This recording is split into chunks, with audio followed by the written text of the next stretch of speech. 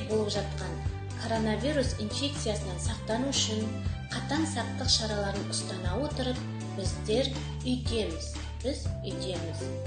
Ал мен сіздермен қашықта отырып байланыса алатын боламын. Балалар, біздер бүгін тыныс алу жаттығуларын орындайтын боламыз. Тыныс алу жаттығуы терең және дұрыс тыныс алуға үйретеді екен. Терең тыныс алған кезде ауа өкпеге толып, жүрекке массаж болады. Ал демімізді ішке алып, демді сыртқа шығару арқылы қан айналым жүйесінде көптеген ағзамызға қоректік заттар беріліп отырады екен. Сондықтан тыныс алу жаттығуы өте пайдалы балалар. Сол тыныс алу жаттығуының мен сіздерге бір-екі түрімен таныстырғым келіп отыр. Біріншіден балалар, ауа арқылы тыныстайық. Яғни біздер демді ішке тартып, кеудемізді көтеріп, демді іште ұстап тұрып, сыртқа ауа арқылы шығарамыз.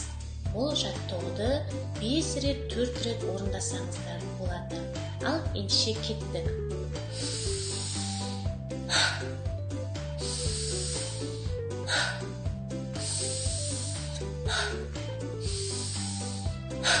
Мінекей балалар, бұл жаттығуды жаңа айтқандай 4 рет қайталасаңыздар болады. Келесі жаттығуымыз балалар, гүлді иіскеу деп аталады.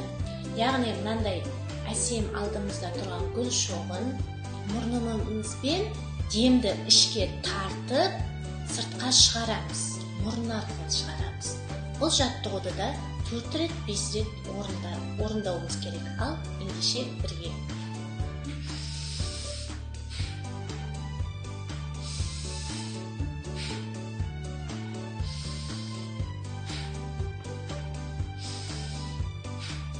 Мінекей балалар, бұл жаттығулар қарап тұрғанда қарапайым сияқты болғанмен, біздің денсаулығымыз үшін маңызы өте зор екен.